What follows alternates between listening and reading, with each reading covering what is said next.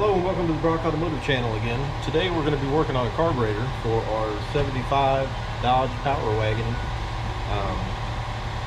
The time this video goes up, I don't know if I've put another video about the Dodge on the channel yet or not, but if it's not there yet, it's coming. The carburetor we are rebuilding for it is an Edelbrock 750 with a manual choke. The truck's got a Edelbrock on it now, a 600, but it's pretty dirty. It's been sitting for a long time, so we're going to rebuild this one with a manual choke, put that on the truck, and hopefully it runs a lot better. Alright, so we're going to start tearing this thing apart. These are pretty easy to work on. You've got this top part of the carburetor that comes off, and that's really it. Some stuff inside the carburetor, but from this gasket right here down, it's all just the body of the carburetor. There's nothing there to take apart. You know, on a quadrijet, you can take the butterflies off the bottom part of the carburetor. They're in basically 3 pieces. These Edelbrocks are in 2 pieces more or less. This is a kind of a better design in my opinion, because there's nothing below the level of the floats, no gaskets down there to leak. Again, on a quadrijet, you've got the gasket down here between the base plate and the body of the carburetor. These you don't. You've got screws around the top of the carburetor here. You've got these 2 small bolts which have your metering rods and springs under them. You don't really have to take those screws all the way off, just loosen them and then you can rotate that little lid out of the way. There's one of your primary metering rods. The step-up springs.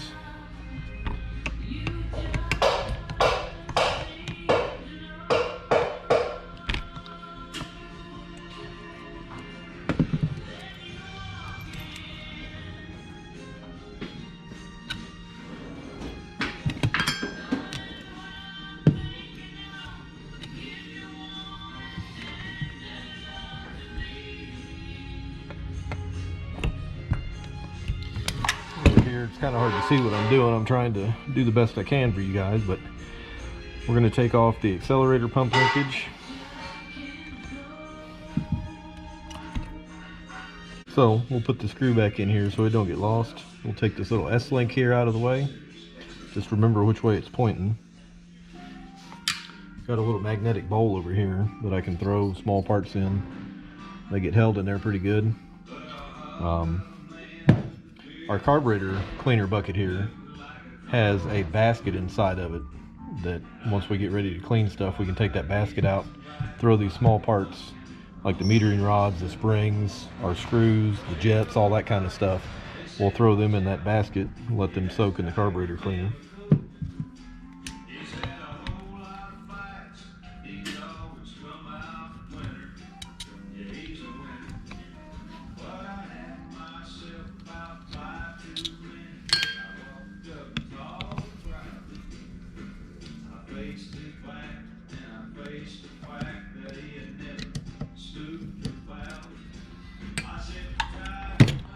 Over here we've got this screw holds on the bracket to hold the manual choke cable.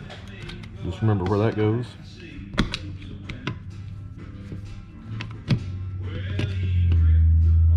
Edelbrock does a pretty good job of customer support with all the manuals you can find online for the tuning of them and the rebuild process. At least around here, the local parts stores like O'Reilly's and AutoZone, they stock the rebuild kits for them. Different linkages for different, you know, Ford or a Chrysler or whatever kind of vehicle you're putting it on. And you can also buy a tune kit that has different metering rods and different jets in it, so you can tune the fuel mixture to whatever kind of, you know, vehicle and engine you're putting the carburetor on. I have one of those kits. I'm not real sure where it's at the moment. I'll have to find it, obviously, so we can tune this thing in on our truck.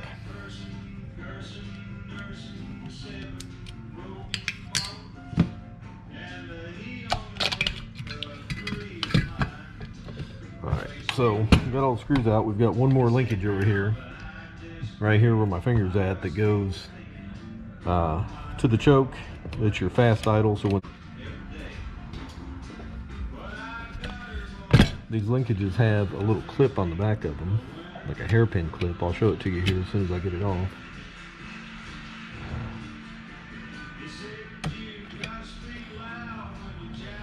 So don't drop it, because when you drop it, they're hard to find, especially if you can't see real well like me. There it is. Okay, so there's the little clip. If I can get you in frame here. There's a little clip. Pretty small little guy. I think the rebuild kit comes with a couple more of those in there, just in case you break one or lose one or whatever. As I said, they're hard to find when you drop them. So with that, the linkage comes out, and then the top of our carburetor will come off. So Edelbrocks have dual floats on them. This is your accelerator. I'm not even in frame. So Edelbrocks have dual floats on them, and here is your accelerator pump. Set this to the side for right now. Continue tearing down the main body.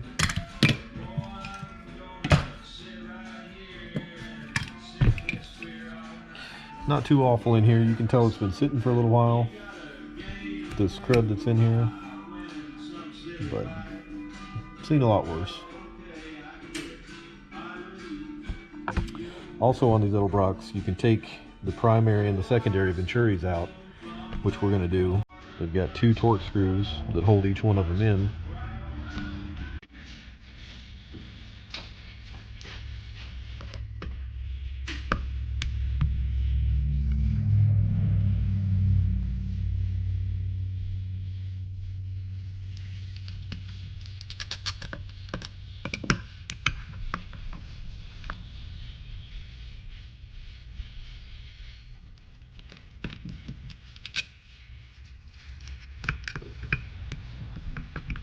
Once you get the screws out of these, they just lift right up out of there.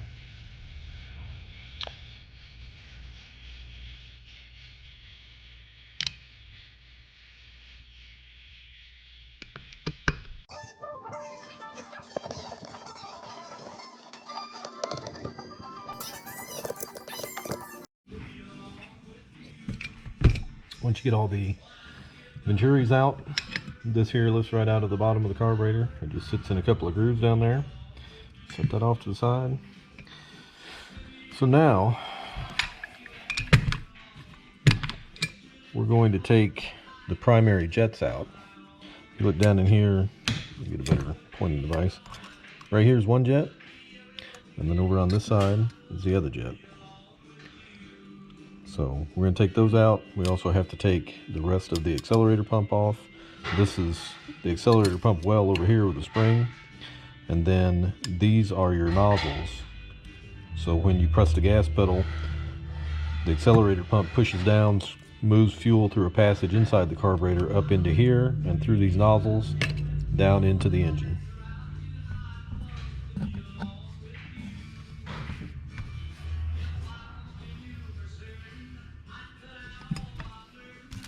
Get a little bit more organized here.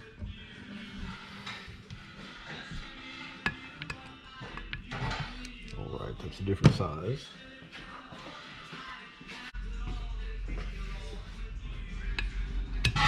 Alright. 2 little torque screws. So basically we've only used, what, 4 tools, 5 if you include the little pick.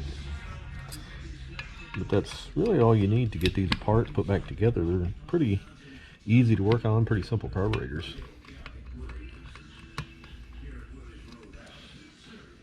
So there's your nozzle assembly. It also has a gasket on it.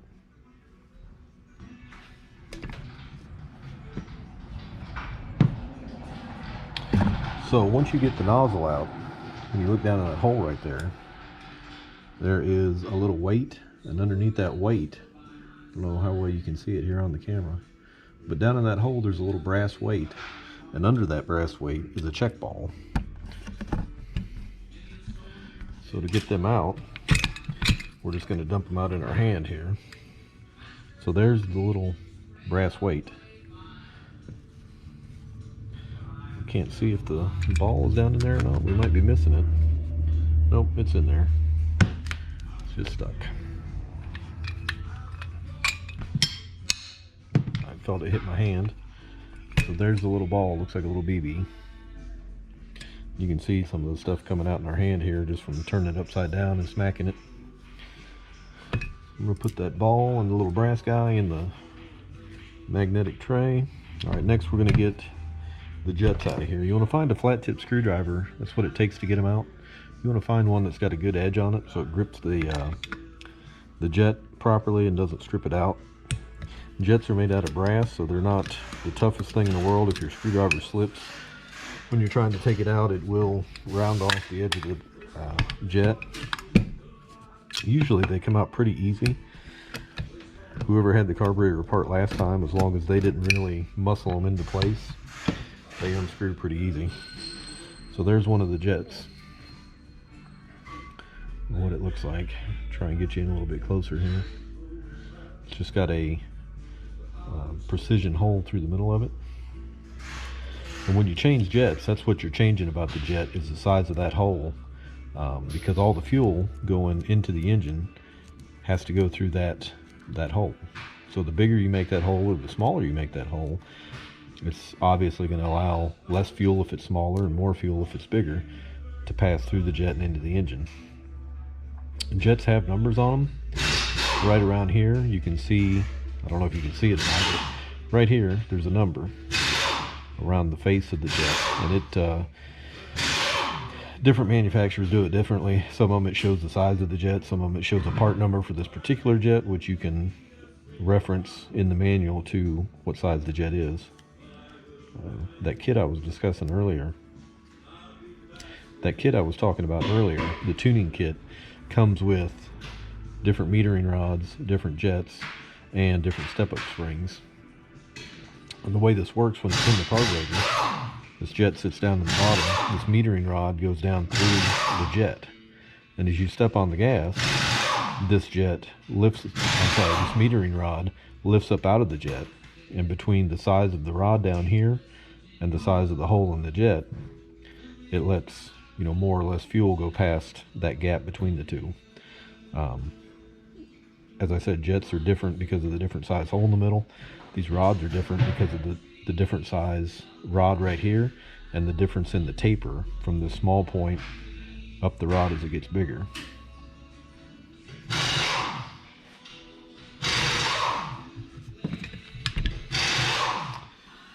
Alright, I've already got that loosened. It falls out of my hand. Set them to the side so we can wash those. On the front of the carburetor here, these are the idle mixture screws. We're going to go ahead and back those all the way out, take them out. Where they're set right now doesn't really matter. We don't need to pay any attention to that, because once we get the carburetor clean and we're rebuilding it, we're going to set these to a certain setting to start the truck, and then we'll dial them in after it's running. But they're a needle valve too. The farther you screw them in, this taper here makes contact with the seat inside the carburetor, and as you back it out, much like the jet and the metering rod, there's a different, the farther you back it out, the more space is between the seat and the needle, more fuel or air to go past it and through the idle circuit of the carburetor for a richer, leaner fuel mixture when the vehicle's idling. So that is pretty much it as far as how much you need to tear one of these down to rebuild it. We've got everything out of the inside of it. The internal passages in the carburetor between the jet holes down here in the bottom, I don't know if I'm in frame, between these jet holes that we looked at a minute ago where the jet screw, through the holes where your Venturi goes, the hole in your accelerator pump, between the accelerator pump well and the actual squirter over here. Alright, so we've got two more things to take out here. The jets we just took out are the primary jets, but if you look back here in the back, I'll try and get all this set up here where you can see what I'm talking about. But if you look back here in the back of the carburetor,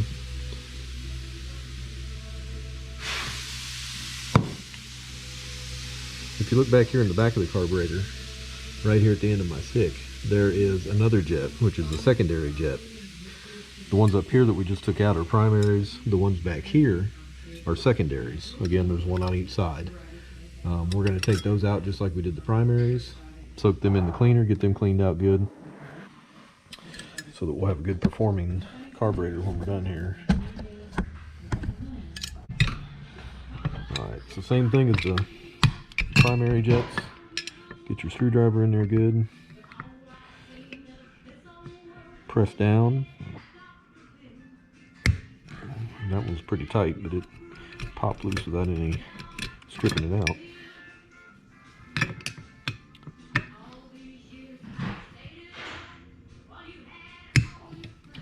Yeah, those were a lot tighter than the primaries.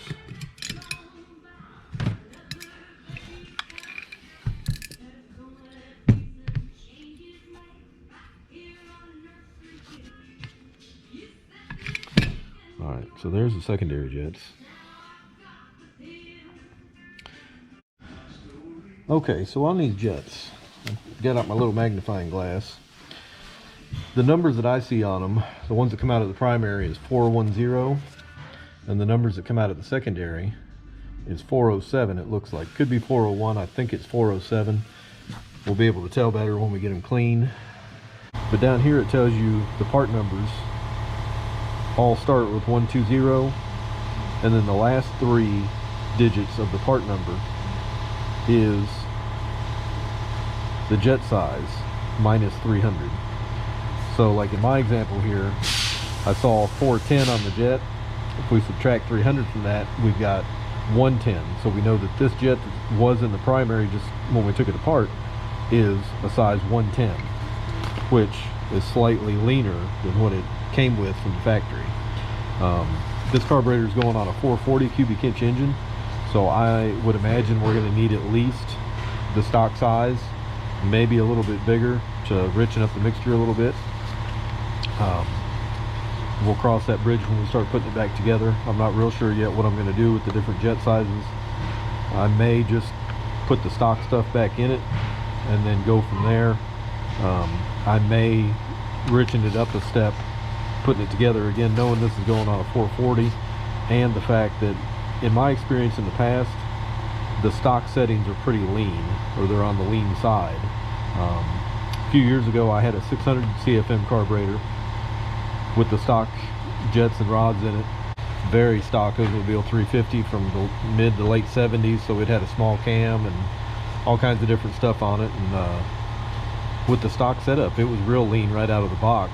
It was so lean that, you know, anytime you really stepped into it, it would spit and sputter and kind of fall on its face because it was running so lean. I had to fatten it up quite a bit with bigger jets and rods, and that made it run normal, or correctly. Run correctly, I guess is a better way to say it than normal. But so I think I'm going to fatten this up a little bit for my initial settings and just kind of see where we go from there. So the next thing we're going to tear apart here and then get all this stuff into the bath is,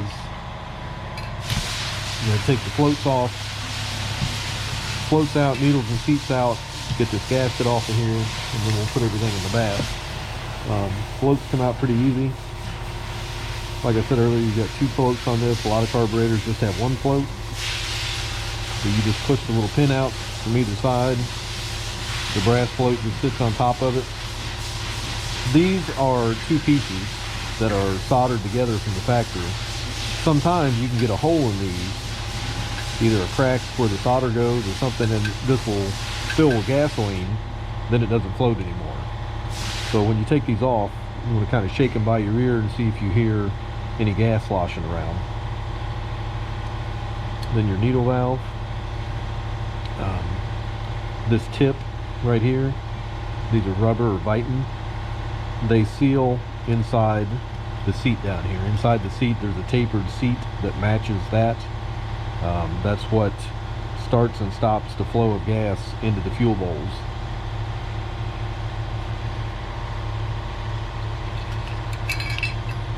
Doesn't matter which float goes on which side, they're the same, so we don't need to keep track of that. The needles and the seats both come in the rebuild kit. We're going to put them in there new. I just just kind of like to look at them, see if anything looks out of the ordinary on them. So next we're going to take these out. Screwdrivers, how you get them out of there. We'll go grab a big screwdriver.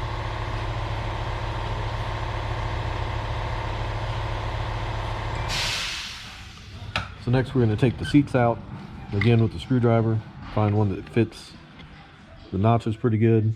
This doesn't matter so much if we mess this one up because we're replacing them anyway. No, it's not too tight. It's got a filter on the bottom of it to kind of filter the big chunks out of the gasoline one more time before it goes into the carburetor.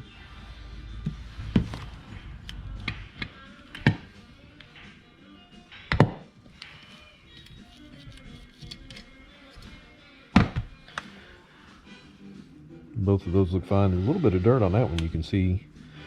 I don't know if you can see in the video or not, but right there, there's a chunk of rust or something stuck on that one.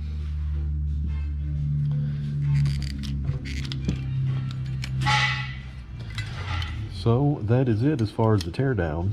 We'll get all this stuff in the cleaner, let it soak while we go to lunch. Clean it out some more with some carb cleaner, depending on how it looks.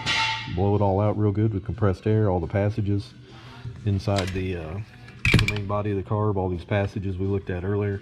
Blow all them out good with carb cleaner and compressed air and start putting it back together. Alright, so before I put anything in the bath, on these Venturis, the accelerator pump squirter here, like I said earlier when we were taking it apart, they've got gaskets on them. So I like to peel those gaskets off. Usually they come off in one big piece. They don't usually tear apart sometimes, but not usually. I like to take them gaskets off. So like that one come off in one big chunk. So there's not much there to scrape on this. I don't know if you can see it or not here. I'm trying to get you in frame. So there's not much here on the surface you need to scrape anymore. If I do need to, I'll just take a regular razor blade. Instead of digging into it, I'll put the blade down and then kind of go away. Just kind of drag the blade across the surface. And that will get most everything, gasket wise and corrosion wise, off of the piece. These are all aluminum, of course, so you really want to be careful. You don't want to go too aggressive on digging at these gaskets and stuff trying to get it off of there, because if you gouge this aluminum, it's not going to seal right, and then your carburetor is not going to perform right. So just be pretty gentle with the digging around on it. I get as much as I can off of there. If there's anything left, the cleaner will get it. The cleaner will soften it right up to where it'll almost fall off on its own. So once we take this stuff out of the carb cleaner, we'll take a look at all this again, and if need be, like I said, you can just kind of drag the blade across it, and whatever's left on there will peel right off without any issue.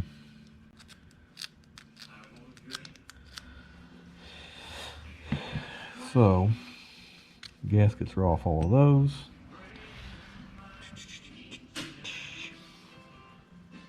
Like I said earlier, we're going to be replacing the needles and seats, so we do not need to put those in the bath. I'll put them over here with the gaskets I pulled off. Let's look in the kit real quick. I'm not sure if it comes with an accelerator pump. I think it does. Let's pull this kit out of here and see what's inside of it.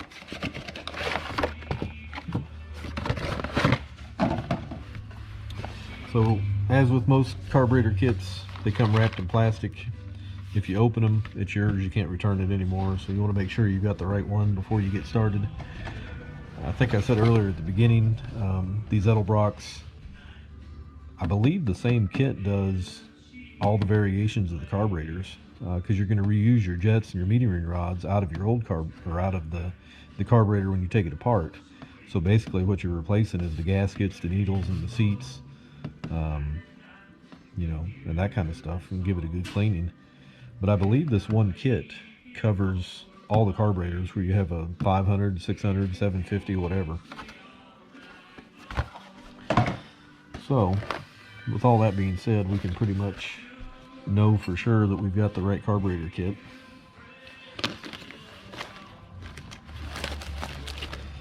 So there's one new needle and seat. There's the other one. Little pack of hardware with our new little clips I talked about earlier that are hard to find when you drop. We've got some hardware for carburetors with an electric choke. We're not going to use that on this one because we've got a manual choke. Our gaskets that we were just peeling off are all in here. There's a new spring for the accelerator pump.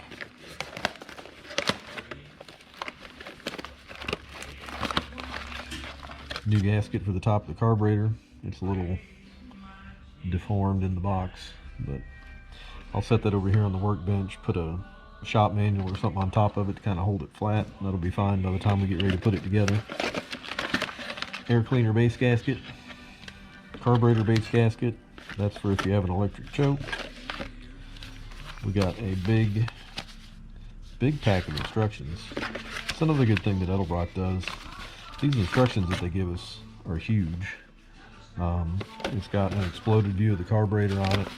It's got step by step here what you need to do to disassemble it, clean it, reassemble and all that. A lot of other kits don't have instructions nearly that good. And then still in the box, we've got another filter. I believe that goes in the fuel inlet. I'll have to look. A new cup for the accelerator pump, where this one's blue. We'll replace that. We're going to reuse the rod and the spring itself, but we'll put a new cup on it. And then some other miscellaneous hardware parts. So I'm going to put all this new stuff back in the box for right now so I don't lose any of it. We'll set this to the side. We'll get our carburetor in the bath where it can get cleaning. It's just about lunchtime here. So by the time we get back, this should be ready to start taking out of the cleaner and start reassembly. Alright, so I'm getting ready to put all this stuff in for the bath. Nothing real exciting here. You just want to avoid putting plastic parts in here. So like your accelerator pump, I've already taken the old seal or cup off of it. I wouldn't put this in there because the black part down here and the white part up at the top here are both made out of plastic. I'll just clean that separately. But all your metal parts, Venturis can go in here. Your 2 idle mixture screws and their springs. Your 4 jets. All the screws we took out of the top. Let me take these Venturis back out of here for just a second. Float pins that hold the floats in. Let's put all that stuff in this basket.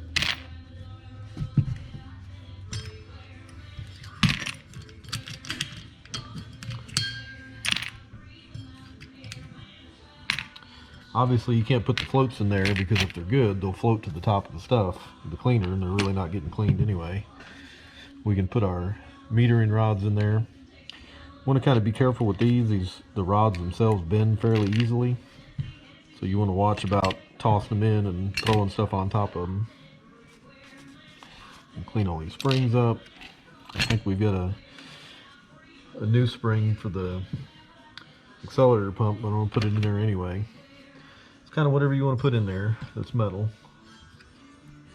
There's the check ball and the weight. I believe we have brand new ones of those, but we'll clean them just in case. So that is all the metal parts that I had, except for the floats, because they're going to float. We've got the top of the carburetor and the main body of the carburetor to still clean, but I'm going to put this in the cleaner for now, like I keep saying, then we'll go to lunch. Get focused a little bit better here. So what I do is I'll stick this in here and then put like a screwdriver across to hold the basket up off the bottom of the can, right? So the more times you use this, and the stuff that it cleans off of the carburetor parts is going to start settling down here in the very bottom of the can. So I don't want to set my basket down in the gunk that's in the bottom of the can. So I'll put the screwdriver through the handle that holds the bottom of the basket up here off the bottom of the can. All the parts are still down inside the solution, so no issues there. We'll let that soak a couple hours, kind of longer the better, but I usually let it soak at least half an hour, 45 minutes if the carburetor is fairly clean inside like this one is. The dirtier and nastier they are, obviously the longer you want to let them soak to get everything loosened up and cleaned off of there. So that's that. We'll be back after lunch. All right, so we're still soaking here. As I showed earlier, I put all the small parts in the basket, let that soak in the can. Let's see, it's been there about 5 hours now. We kind of got caught up after lunch with some other stuff, and it's been in there about 5 hours. That's fresh out of the can. It will clean up a little bit more when we hit it with some carb cleaner and blow it off with the compressed air. Okay, nothing too exciting going on here. I'm taking the small parts out of the basket one at a time, rinsing it off with some carburetor cleaner, just to kind of wash off the dark carb cleaner liquid that they've been soaking in. You want to be careful doing this. I'm taking my ring and my watch off because this carburetor cleaner is pretty potent stuff, and when you're spraying stuff like this, if it gets between your ring or your watch and your skin, it'll really start to burn your skin. So I just take that stuff off. It's probably not good to be spraying carb cleaner and whatever all over your ring and your watch anyway. But I just kind of rinse these things off.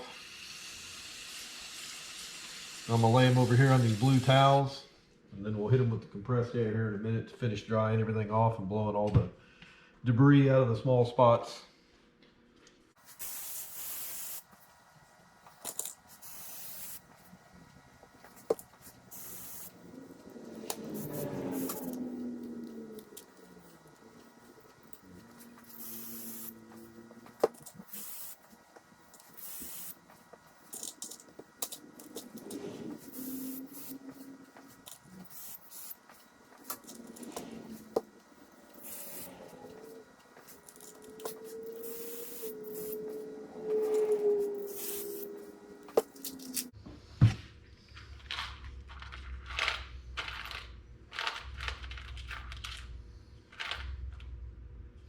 All right, so that's all the precision stuff from inside the carb, the Venturis, the accelerator pump squirter, the jets, the metering rods. All that's left in this basket now are all of our screws, our springs, and I really don't need to take each one of those out and clean it individually. I can just kind of hose them off while they're in the basket here. All right, so now that we're into the cleaning phase, or just about to get into the reassembly phase, keeping everything as clean as possible is really important. The passages inside these carburetors are so small and so precise that a little piece of trash that's just barely big enough to see will really give you fits if it gets inside your carburetor in the wrong spot. Laying my good clean parts in the old dirt that I just took out of the carburetor. I'm going to let these, the top and the bottom, the main body and the, yeah, see that? I told you that carburetor cleaner was some bad stuff. Probably going to have to take this out. These pans came with plastic lids to go over top of them.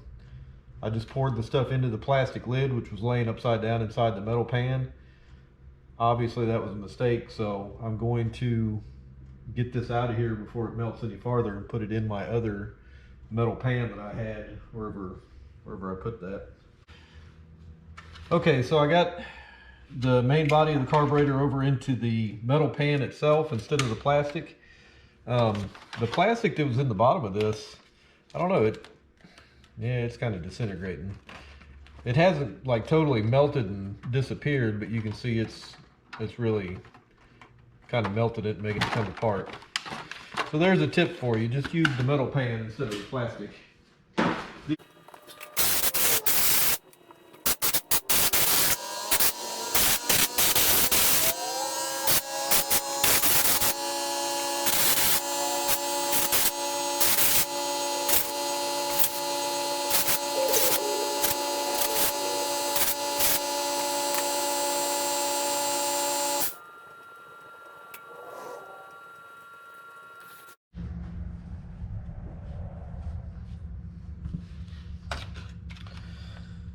While this is soaking, or when it's just about done, I'll take a little scrub brush.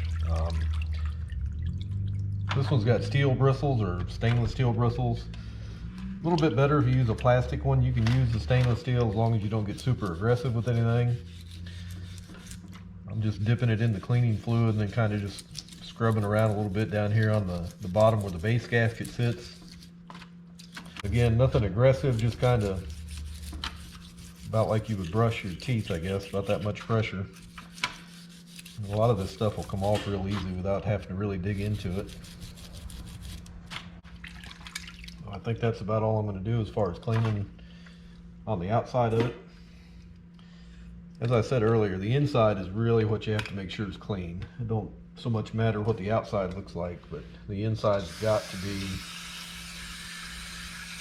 good or you're going to have issues. Be careful when you're spraying out inside here. You can hit stuff just at the wrong angle.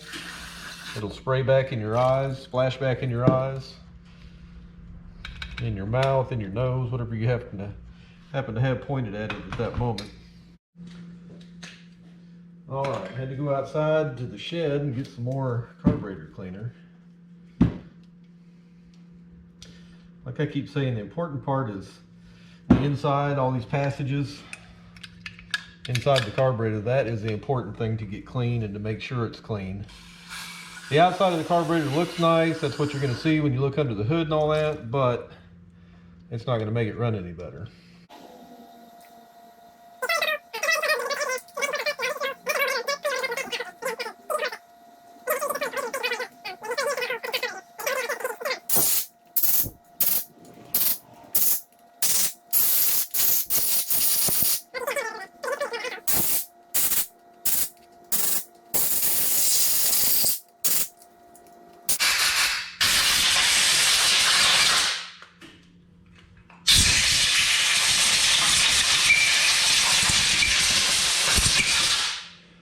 Okay, I am pretty satisfied that this carburetor body is clean.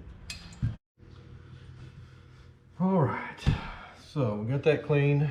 We're going to do kind of the same procedure here on the top.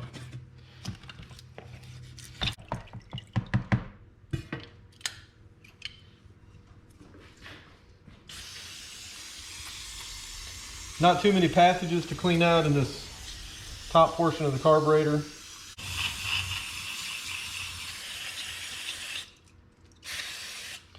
Where the fuel comes into the carb and feeds both needles and seats, the floats.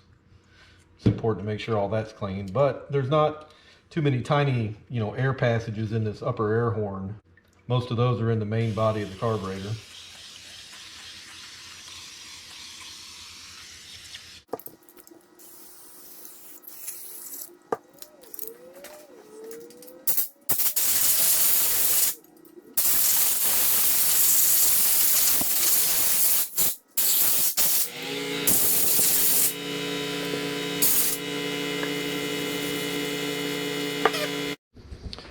All right, so we're about ready to start putting stuff back together.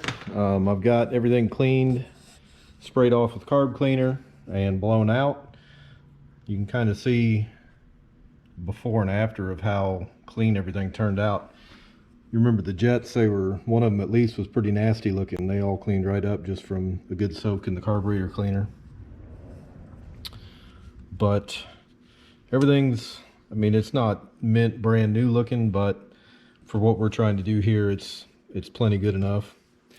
So once you get everything cleaned up, we'll get our stuff out of the carb kit, our new parts out of the carb kit, laid out where we can get organized, find everything, and we'll start putting her back together.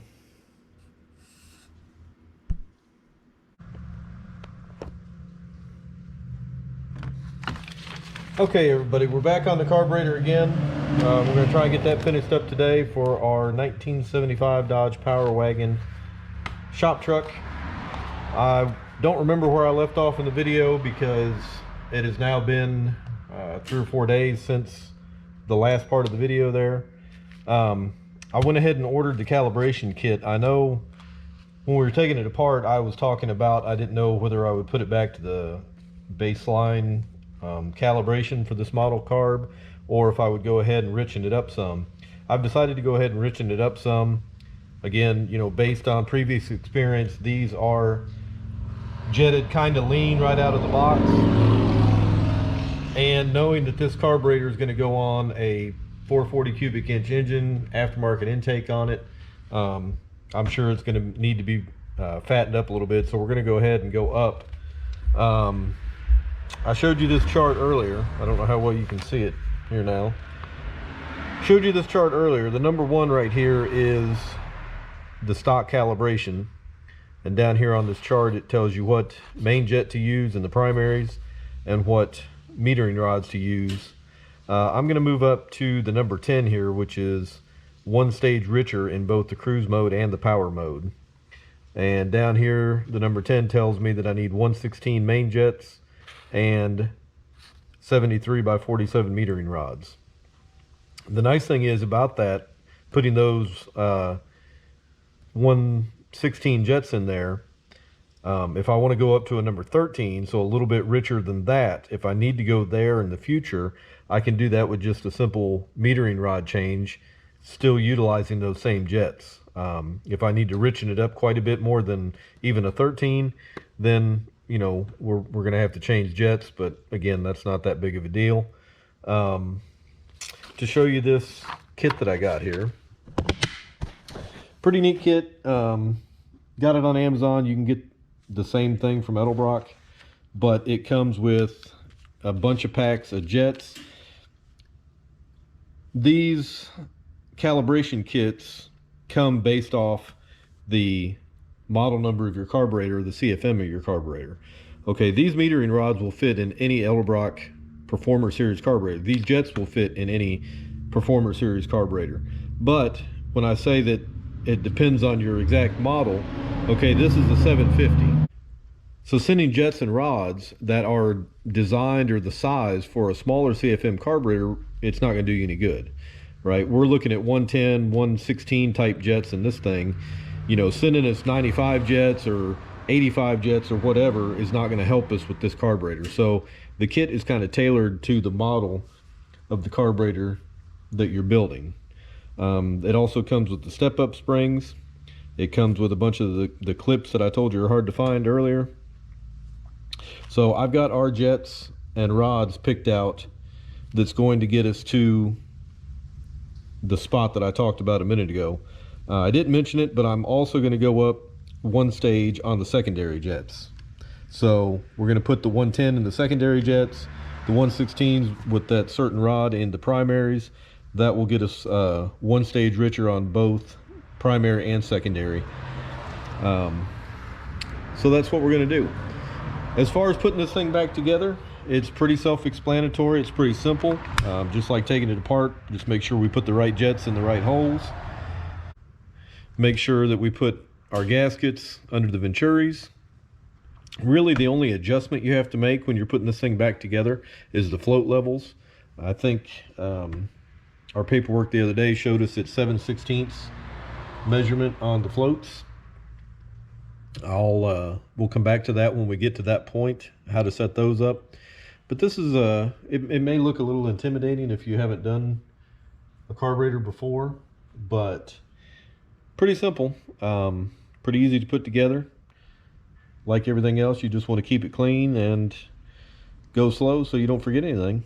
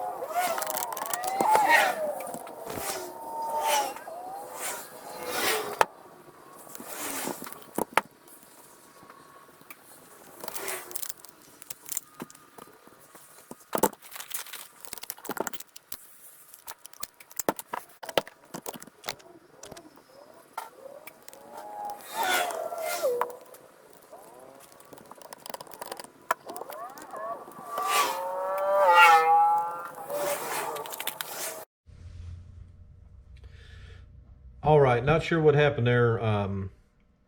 I thought the camera was recording. We went through a lot of different stuff on building the rest of that carburetor.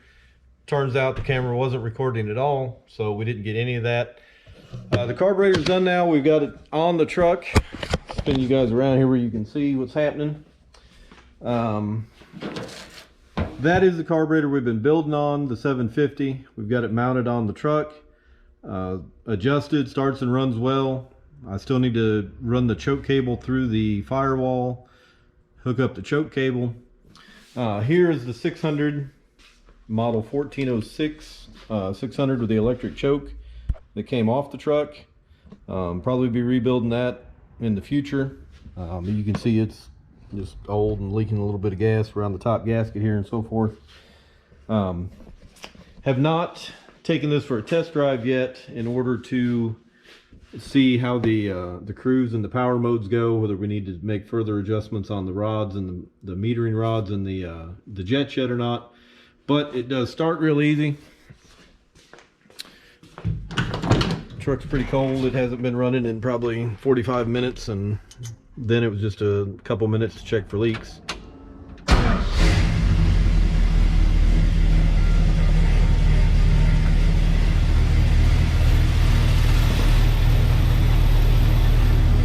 So starts easy, sounds pretty good. I'm going to finish hooking up the choke tonight.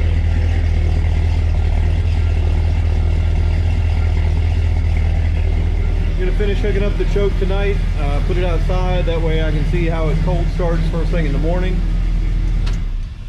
We'll take it for a ride tomorrow. I may take it for a ride tonight before I park it, but I got to go get rid of some junk tires, so that's about a 20-minute or so drive from here, so it'll have plenty of time to see how it does.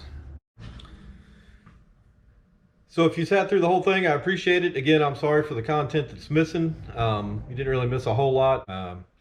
Appreciate you watching. Like this video for me, subscribe, leave me a comment if you see something I did wrong. If there's things you want to see on the channel, please put them in there. I'll read every comment myself, and we'll see what we can do to meet your requests. Keep an eye on the channel. We got some more videos coming up. This is the 75 Power Wagon that I've mentioned in a few videos. We haven't done one on it yet though, as far as a walk around or kind of an introduction to the truck. We've got some mechanical stuff to do to this truck, mechanical type repairs, and then as you can see, the body needs something. I'm not sure what we're going to do with that yet. The purpose of the truck is kind of just to have something four-wheel drive in the winter and a shop truck. We can run parts, we can get rid of the junk tires, things like that with it. So if you want to see more specific videos on this truck, let me know what you want to see there. We've got a small block Chevy engine in the bay that we got to start building on here pretty soon. The machine work and all that's done to it. We've got all the parts we need, so we need to get building on that thing before long. Probably make a video out of that, and then just, you know, whatever rolls in the shop that I think we can do a decent video on, we'll go ahead and do those. So subscribe, like, click the little notification bell, that way you get notified when we post a new video. And as always, thanks for watching. See you soon.